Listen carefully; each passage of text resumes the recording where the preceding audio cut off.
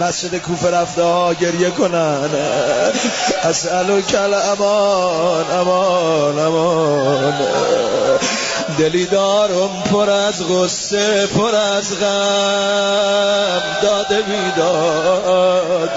خیلی با این دو بیت بعد را بیفته نالت. دلی دارم پر از غصه، پر از غم،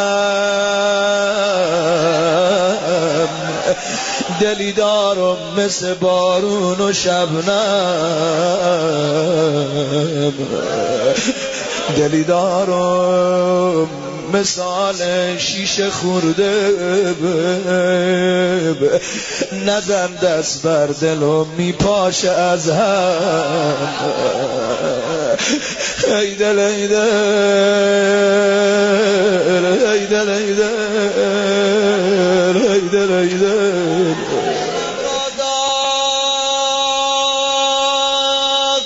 بی اندازه کرده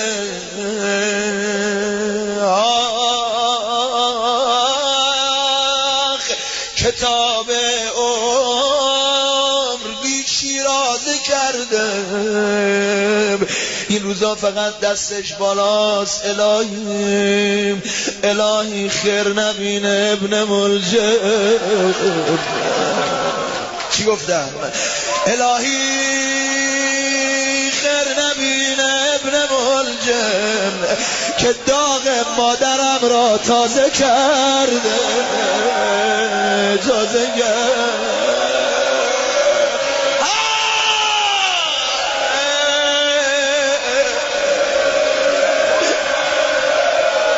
الهی خیر نبینه ابن ملجم